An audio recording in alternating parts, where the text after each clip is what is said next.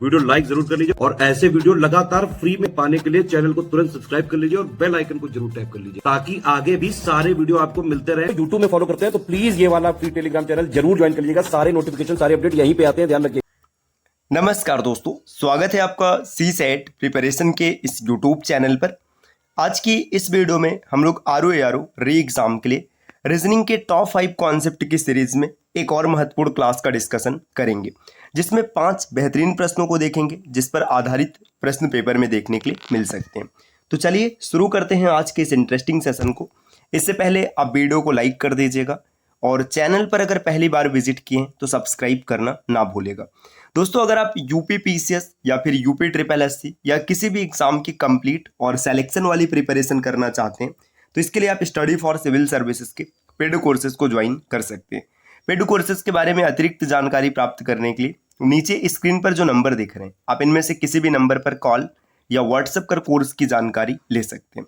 चलिए अब बढ़ते हैं अपने प्रश्नों पर। पहला प्रश्न दिया है, दी गई आकृति में सही दर्पण प्रतिबिंब का चयन करें। यहाँ पर आपको बताना है कि इस आकृति का दर्पण प्रतिबिंब क्या होगा। तो देखिए, बहुत बेसिक सा कॉन्सेप्ट है। दर्पण प्रतिबिंब में आपको याद रखना है कि वस्तु का जो हिस्सा दर्पण के पास होगा, प्रतिबिंब में भी वही हिस्सा दर्पण के पास होगा। जैसे इस आकृति में देखिए, यहाँ पर आपको एक वृत्त दिखाई दे रहा है या फिर आप इसको गोला ही मान लीजिएगा। तो इसका जो मिरर इमेज बनेगा ना, इसमें भी गोला ऐसे दर्पण के पास ही होगा।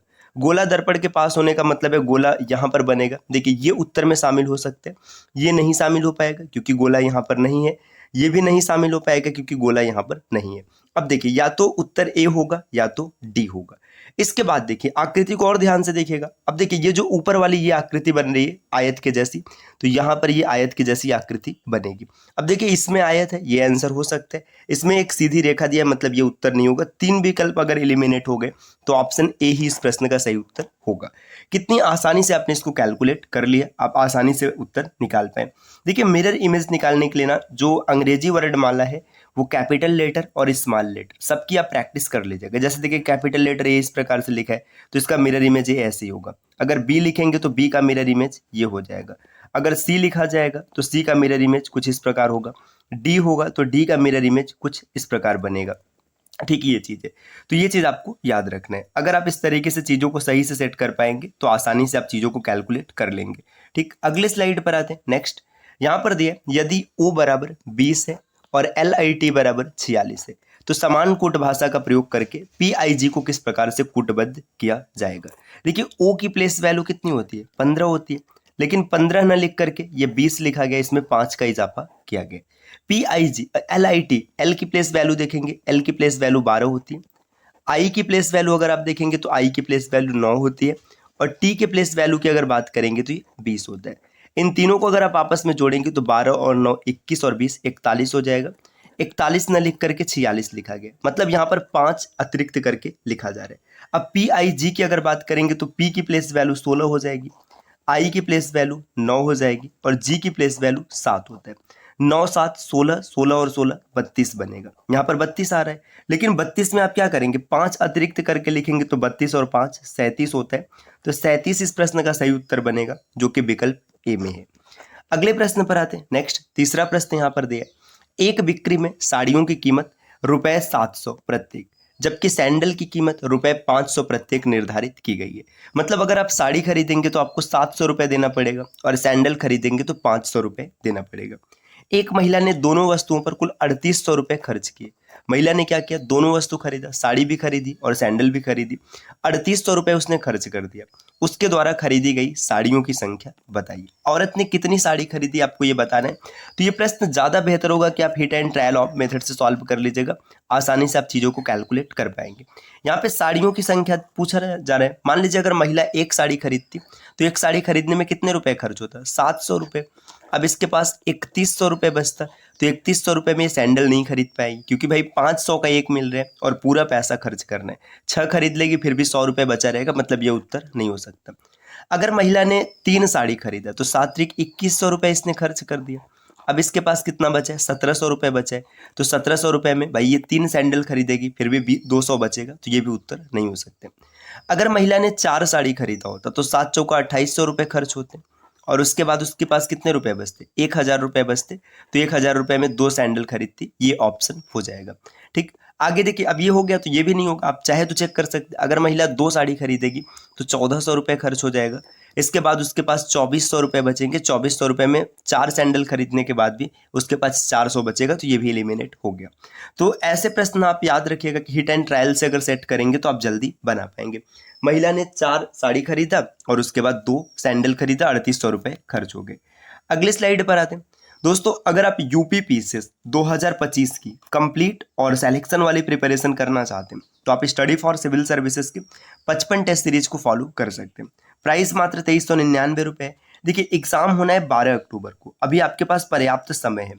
अगर आप ये 55 टेस्ट लगाते हैं तो आपका लेवल काफ़ी ज़्यादा बूस्ट होगा और काफ़ी हद तक चांसेस बढ़ जाएंगे कि आप यूपी पीसीएस प्री आराम से क्वालिफाई कर लेंगे। अगर आप इस सीरीज के बारे में अतिरिक्त जानकारी प्राप्त करना चाहते हैं तो नीचे स्क्रीन पर जो नंबर दिख रहे हैं, आप इनमें से किसी भी नंबर पर कॉल या व्हाट्सएप कर इस कोर्स की जानकारी ले सकते हैं। चलिए अगले स्लाइड पर आते हैं। नेक्स्ट यहाँ पर दिए गए कथनों और निष्कर्षों को ध्यानपूर्वक पढ़िए, यह मानते हुए कि कथनों में दी गई जानकारी सत्य है, भले ही वह सामान्य रूप से ज्ञात तथ्यों से भिन्न प्रतीत होती है। तो यह तय करें कि दिए गए निष्कर्षों में कौन सा कथनों का तार्किक रूप से अनुसरण करता है। देखिए, आपको यहाँ पर 2 कथन दिया गया, इसको पढ़ना है और इसका निष्कर्ष दिया और आपको बताना है कि कौन सा इसमें सही होगा। देखिए, कोई भी मक्खन जैम नहीं है। जो मक्खन है ना, मक्खन कभी भी जैम नहीं हो सकता है। तो इसका वेन डायग्राम बनाएंगे तो इस प्रकार से बनेगा, मक्खन कभी भी जैम नहीं हो सकता। केला मक्खन है। अब जो भी केला है ना, केला क्या है, केला किस श्रेणी में आता है, केला आता है मक्खन की श्रेणी में। यहाँ पे मैंने के लिख दिया, बाकी आप बनाना भी लिख सकते हैं। और यहाँ पे रुके, ये मैं यहाँ पे ये केला है। ठीक, अब बोला जा रहा है केला जैम नहीं। देखिए, केला जब मक्खन है तो भाई मक्खन जैम नहीं हो सकता, तो सीधी सी बात है केला भी जैम नहीं होगा, क्योंकि भाई ये केला को जैम होने के लिए मक्खन से बाहर निकलना पड़ेगा, जबकि ऐसा तो नहीं है। केला जैम हो भी सकता है और नहीं भी, भाई ये बात तो देखिए, जैम हो भी सकता है और नहीं भी, ये गलत है। क्यों गलत है, क्योंकि भाई यहाँ पे देखो सीधी सी बात है, केला मक्खन के दायरे में, इसका मतलब क्या है, इसका मतलब ये है कि ये जैम नहीं हो सकता। तो केवल अनुसरण एक ही निष्कर्ष करता है, विकल्प सी इस प्रश्न का उत्तर हो जाएगा। अगले स्लाइड पर आते हैं। नेक्स्ट अगला प्रश्न दिया है, यदि प्लस का अर्थ है विभाजित करना, ठीक है, प्लस का अर्थ है विभाजित करना, माइनस का अर्थ है जोड़ना और गुणा का अर्थ है घटाना और भाग का अर्थ है गुणा करना, तो निम्नलिखित व्यंजक का मान होगा। ऐसे प्रश्न बहुत ही आसान होते हैं, बस आपको पता है क्या करना है, जो चिन्ह दिख रहा है उसे बदल दीजिएगा। जैसे देखिए, यहाँ पे गुणा दिख रहा है, गुणा का अर्थ क्या बताया गया, गुणा का अर्थ है घटाना, तो यहाँ पर ये माइनस हो जाएगा। ठीक, माइनस कर दिया गया। नेक्स्ट बोला जा रहा है, देखिए माइनस है, माइनस का अर्थ क्या है, माइनस का अर्थ है जोड़ना, तो यहाँ पर प्लस हो गया। इसके बाद यहाँ पर भाग है, भाग का अर्थ क्या दिया, भाग का अर्थ है गुणा करना, तो ये गुणा हो जाएगा। भाग का अर्थ है गुणा करना, ठीक, गुणा हो गया। फिर यहाँ पर दिया प्लस, प्लस का अर्थ है विभाजित करना, तो ये मान लीजिए भाग कर लिया गया। और है माइनस, माइनस का अर्थ है जोड़ना। अब इस समीकरण को सॉल्व कर दीजिएगा। देखिए 12 में से 8 गया तो 4 बचा, प्लस 6। अब यहाँ पर ब्रैकेट लिखा है, मतलब पहले इस ब्रैकेट को सॉल्व करेंगे। इसके बाद बटे 3 और 2 5 और इन सब के बाहर है गुणे 2, इसी को सॉल्व कर 6 4 10, 10 में 5 से भाग करेंगे 2 आएगा, 2 दूना 4, 4 होगा इस प्रश्न का सही उत्तर, ऑप्शन डी में दिख रहा है।